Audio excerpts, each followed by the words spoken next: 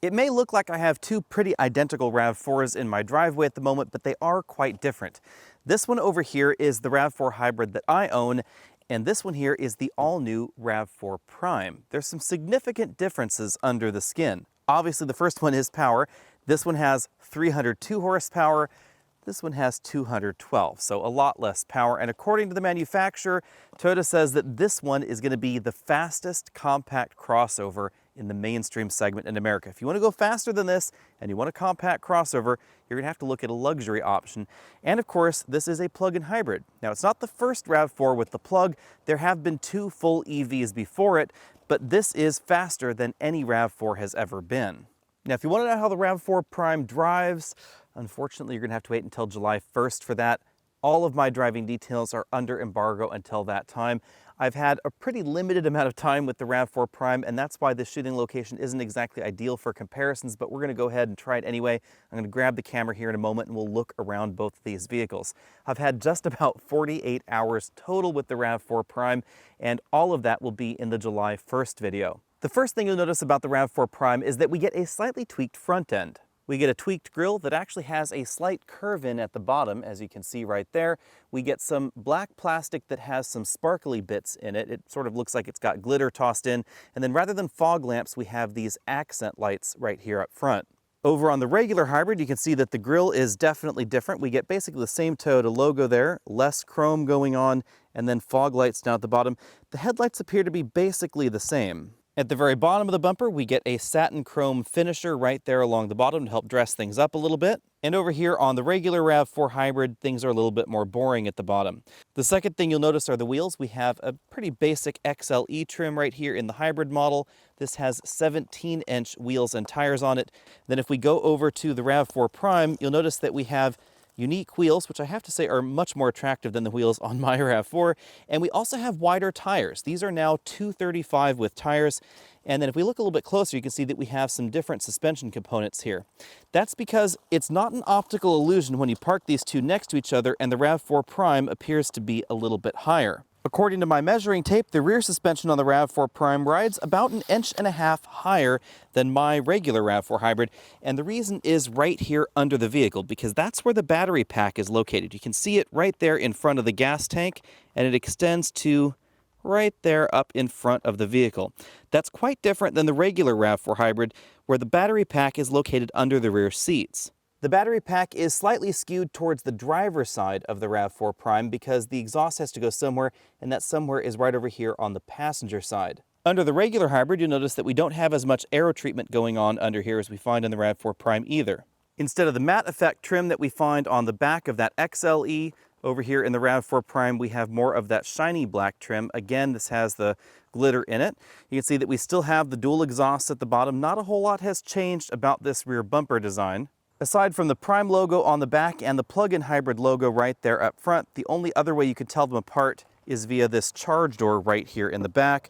This is where we find a J1772 charging connector, and that connects to either a 3.3 or a 6.6 kilowatt onboard charger. According to Toyota, the 18.1 kilowatt-hour lithium-ion battery pack is good for an all-electric range of up to 42 miles. But an odd touch, I think, is that we don't have any all-wheel drive logos on the RAV4 Prime, even though all-wheel drive is standard. And if we go over here to the regular hybrid, you'll notice that we do have some right back there on the rear doors. When you lift the hood, things look pretty similar between these two vehicles, aside from the fact that, of course, it looks like a mouse has used my RAV4 as a drive-in diner for acorns recently. In fact, these two vehicles share the same 2.5-liter four-cylinder engine, and it produces the same amount of power under both of these hoods. I had expected the engine under the hood of the RAV4 Prime to be a little bit more powerful. I'm surprised that this is not the engine that we find under the hood of the Toyota Highlander hybrid, which is sort of like RAV4 Hybrid Plus. And I guess you could say that this RAV4 hybrid system is RAV4 Hybrid Plus Plus because this produces more power than we find in the Highlander hybrid system. Again, 302 horsepower for this system, just over 210 for the regular hybrid, but significantly different 0 to 60 times. Ours does 0 to 60 in a little over 7 seconds. This one, according to Toyota, will go 0 to 60 more than a full second faster. About 1.5 seconds actually, really, according to the manufacturer's numbers. Most of that change is not really the result of what's going on under the hood, however. Most of it has to do with the battery pack that's under the vehicle in the RAV4 Prime and under the back seat over here in the regular RAV4. You see, Toyota's hybrid systems have always used fairly powerful motors. The basic hybrid system in their all-wheel drive vehicles like this is a 3-motor setup. We have 2 motors right here in the transaxle and then 1 motor back there on the rear axle. The operation of the system is really conceptually quite simple, but it is a little bit difficult to explain in video. Essentially, one motor generator unit, the larger motor generator unit, is directly connected to the front wheels via a reduction gear in essence. Now, obviously, the path of the power is a little bit more complicated than that. We're definitely talking about simplified power paths here. The interaction of MG1 and MG2 might be a little bit too boring to explain in this video, but the important thing to know is that the MG2 motor, the one that's directly connected to the front wheels, that's always been a very powerful electric motor. So by giving us a battery pack that can deliver more power, this one's 18.1 kilowatt hours, the one under this body is somewhere around 1.5 kilowatt hours. This one can put out over 100 horsepower from that battery. This one right here was probably somewhere around the 20 to 30 horsepower mark. We don't know exact specifications for either battery pack, however, keep that in mind. But this one right here is definitely over 100 horsepower because of the 0 to 60 times that we got in EV mode. You will have to wait till July 1st before we can talk about that, however. But the result is that it can drive the larger MG2 motor EV only down the road. The other change we find under this hood is over there on that side, and that is the heat pump system. We have a regular air conditioning over here in the RAV4 Hybrid. We have a heat pump heating system over here in the RAV4 Prime. Unlike some plug-in hybrids like Hyundai and Kia's hybrids that have to start the engine in order to heat the cabin, or other plug-in vehicles that use resistive element heaters, this uses a much more efficient heating system, one that you may be familiar with in your home. Heat pump systems can be 300 to 500% efficient. We don't know exactly how efficient this particular system is, but any way you slice it, it's going to be more efficient to heat the cabin than a resistive element heater, giving you much better range if you live in the Midwest or the North or anywhere that it snows. And thanks to the rear electric motor, this is also one of the few plug-in hybrid crossovers that has reasonable ground clearance and all-wheel drive. The Ford Escape loses the all-wheel drive system if you opt for the plug-in hybrid system. It also loses some cargo area in the back. And the Mitsubishi Outlander, well, it's old and it really is quite slow. Efficiency is going to be a little bit different between these two vehicles. We don't know exact combined fuel efficiency numbers for the RAV4 Prime just yet, but I suspect that this is going to come in at least 1 to 2 mpg below the RAV4 Hybrid right here, which is rated for 40 mpg. But we do know that this is going to be one of the most efficient all-wheel drive plug-in hybrids available at over 90 mpge when operating on electricity, and you'll get 42 miles of electric range. I think the most surprising thing about the Prime can be found right back here in the cargo area. It's the cargo area itself. This is almost exactly the same size as the RAV4 Hybrid, but upon closer inspection, you'll notice there are a few differences. The load floor appears to be ever so slightly higher in the RAV4 Prime. You can see it's a very slight difference. We get this little indent right here, and this cargo area load floor is perhaps about ½ an inch higher. If we go over here to the regular RAV4 Hybrid, you'll notice that the load floor sits a little bit flatter right there. We don't have that little indent. And if we lift up this load floor, I have a full-size spare tire in here. Notice the shape of the lid, it is flat right there. And the spare tire well is a little bit deeper. That's because if you have the regular spare tire in here, you can lower the floor down to that notch and get a little bit more cargo room. So depending on how you want to look at it, the cargo area over here in the RAV4 Prime is either about ½ an inch smaller or perhaps about 2 inches smaller because it won't go down to that lower mark, and we don't even have that over here in the RAV4 Prime. You can see that we do have unusually a spare tire, and that spare tire fits in here because of this really dish shape right there in the lid. To be honest, I cannot think of another plug-in vehicle with all-wheel drive and a spare tire. So if that's something you're looking for, this RAV4 appears to be on its own. Of course, if I'm wrong, let me know down there in the comment section below. You can see that we have a small storage area right there for the charge cord, and then over here on the driver's side, we have an area to put your tire iron and the tow hook. And speaking of tow hooks, that is one difference between the RAV4 and the RAV4 Prime is that we have not one but 2 locations for tow hooks, right there on the driver's side and then right over here on the passenger side as well. If I pull these off the car, they came off pretty easy earlier. Let's see. You look in there, you can see that we do have that spot for a tow hook.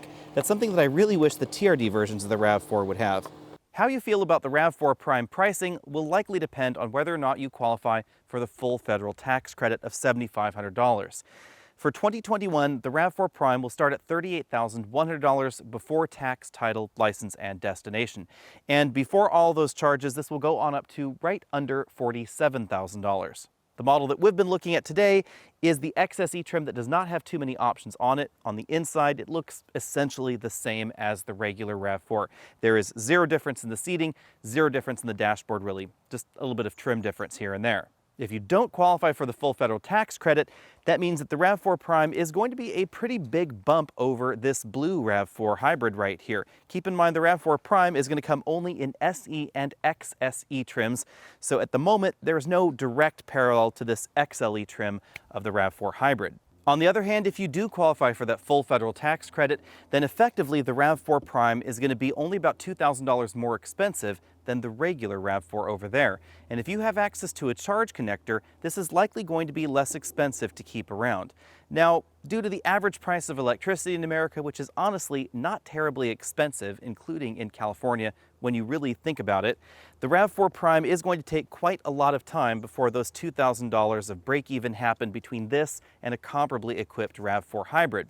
The exact costs will of course depend on how much you pay for electricity at home and whether or not you can charge for free at work. But Toyota has also taken a page out of Volvo's playbook and given us an entirely different reason to buy the RAV4 Prime over the RAV4, and that's obviously the performance. Any way you slice it, this is going to be faster than the regular RAV4 hybrid. 300 horsepower makes this one of the most powerful compact crossovers under about $50,000 in America, and it also makes it the fastest entry, according to Toyota, that we have in the compact crossover segment, significantly faster than that blue guy. In my mind, the performance angle was exactly the right way to go, because unless you end up with an option that is the same price as another crossover, and I'm going to be talking about luxury crossovers here because we find more plugs over there in that segment. For instance, a BMW X3 plug-in hybrid, which interestingly enough, BMW says is slower than this RAV4 Prime right here. Keep that in mind. That's the same price essentially as a base regular BMW X3. Performance is about the same as well. Fuel economy, oddly enough, ends up being a little bit lower than that base model, but it does have a plug. But the calculus is different over here in the RAV4 Prime, a little bit more like what's going on with Volvo's T8 twin engine systems. Volvo positioned their plug-in hybrid systems as range-topping systems. So not only do they get the best fuel economy in their lineup, significantly below this RAV4 Prime here, mind you, but they also get the best performance in their lineup, significantly better than this RAV4 Prime right here, because we get 400 horsepower and nearly 500 pound-feet of torque out of the XC60 T8. But the fact that we're even talking about something like a $60,000 or $70,000 luxury car in the same sentence as this Toyota RAV4 Prime here is quite interesting. 42 miles of all-electric range, somewhere just under 40 miles per gallon combined, and this could be yours for only about $2,000 more than a pretty average crossover. Let me know in the comment section below what you think about this, and of course what you think about Toyota's new direction by giving us performance hybrids. In fact, Toyota says that this is the fastest four-door vehicle in their lineup. I'm not exactly sure how many asterisks are after that, but at 5.7 seconds 0 to 60 is definitely swift. Let me know what you think about all that down there in the comment section below. Check out our first look video on this exact RAV4 Prime as well. And of course, come back on July 1st so you can see how it drives and how that drive compares with the regular RAV4 hybrid.